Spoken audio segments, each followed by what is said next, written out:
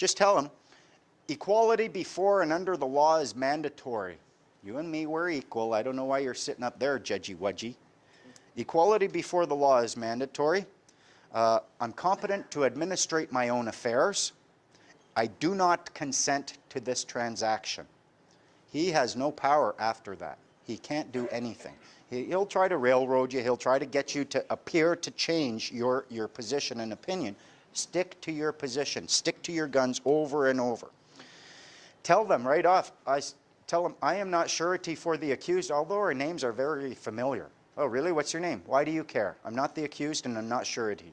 That's all you need to know. I'm just here as a member of the public observing.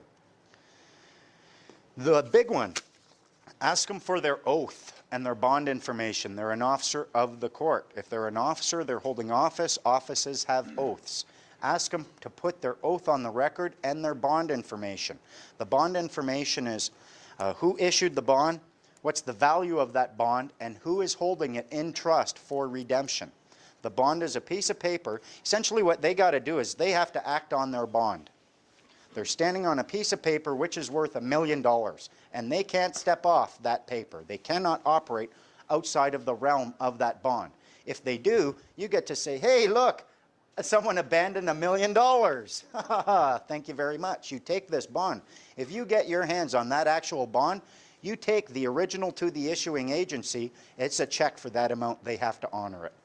That's what the bond is for. If they don't have that, if they don't have the oath and the bond and they don't want to put it clearly on the record, you can tell them you're not holding office lawfully. You can also give them their oath. I'll tell you what your oath is then if you don't want to enter it in the record. You've had success in this, have you not, Mary? Where you you put their oath on the record? Yeah, I accept their oath into the matter. So poke them on that. The big trick is what I found.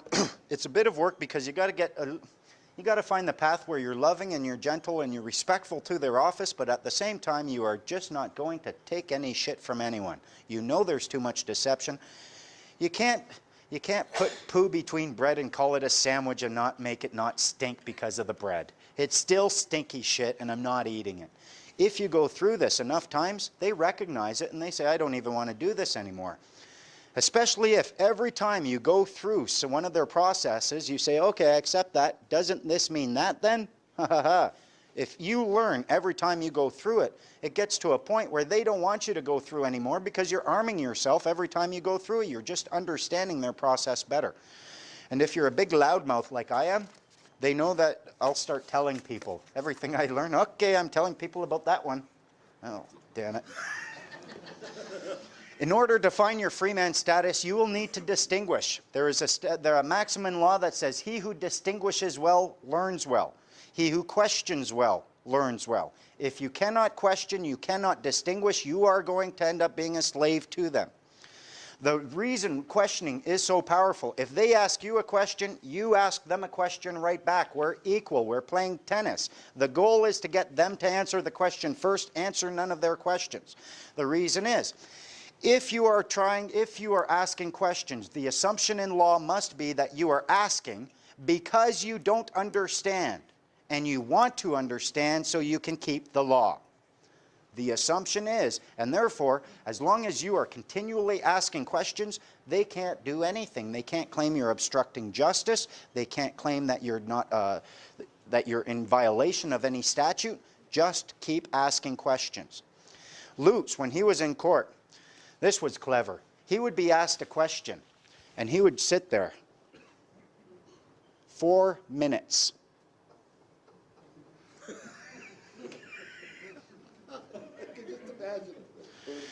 What does that word mean, and from where did you get the definition? And the prosecutors, Your Honor, are you going to allow this? You asked him a question, his freedom is on the line, and I think he's being very wise thinking about your questions before answering. The judge loved him. And this judge, I mean, this was after I had been on the stand, so he kind of liked me and my response. And Lutz said something very telling, said something along the lines of, well, I don't understand the Income Tax Act, or I don't stand under the Income Tax Act. And the judge said, well, what do you mean? He said, I don't understand it, I don't stand under it, I don't grasp it, comprehend it, or seize it. I don't understand it.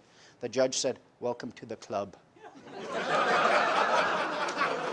Right there I said, we won, we won. How can you claim you don't understand the act and then use that? And you should have seen the prosecutor's head at that time. Crap. If you learn to distinguish between actual law, and there is only 3 ways to break the law: harm another human being, damage someone else's property, use fraud or mischief in your contracts, you have broken the law. That's the only way to break the law. If you distinguish between statutes and law, you're on your way. You need to distinguish between these. If you can distinguish between the City of Edmonton, which is actually properly called the Corporation of the City of Edmonton, and Edmonton City, you can distinguish between the legal entity, which is where all the bylaws are, because if you look up definition of bylaw, you know what it says? Rule of a corporation.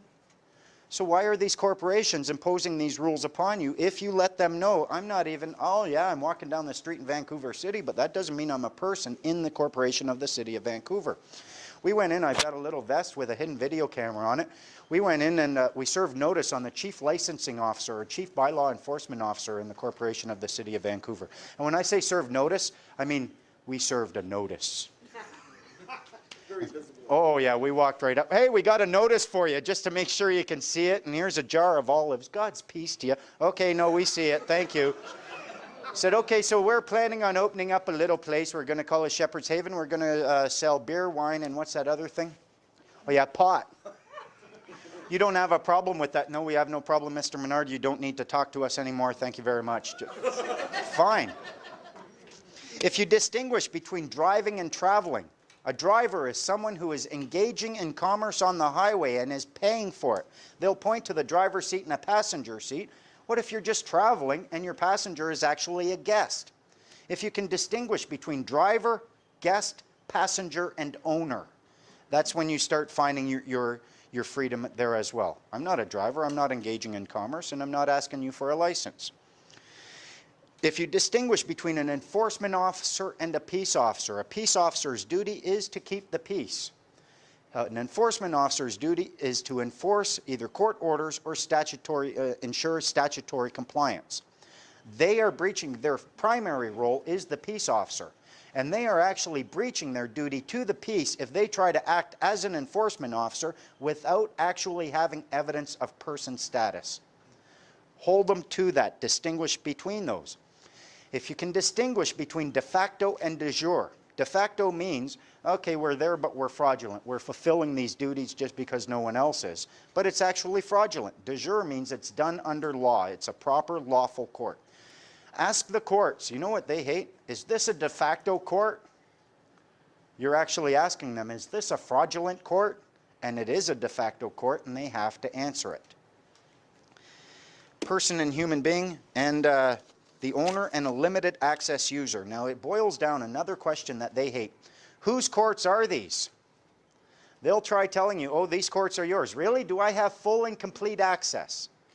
Ownership is determined by access. An owner to property has full, unconditional access to their property.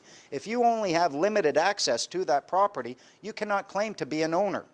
You don't have full and complete access to any of these courts because you do not have a right to create the acts that are being used. You don't have the power to file documents, and you are barred from earning a gain or a fee or a reward from acting as an agent for anyone in court.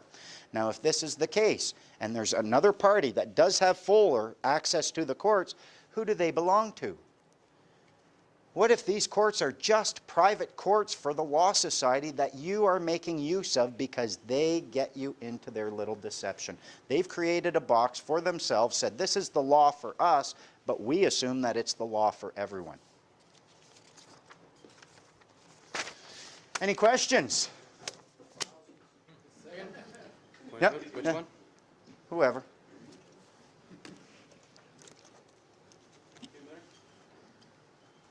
So this is my first time here, and Mine too. I think what you're saying though hinges on me taking some steps first, because a good friend of mine at the break showed me his birth certificate and how at was set up, Yeah, with my name on that corporation, and therefore, I'm liable for something because of that corporation. So clearly there needs. if you abandon that corporation, it's the corporation that's liable, not you, or the legal fiction. And that's the required step that happens over and over. No, the notice of understanding and intent and a claim of right is what you will be doing over and over, essentially. So And you want to abandon the corporation, you want to deregister your car. that's what I suggest. Some people would say, well, you know,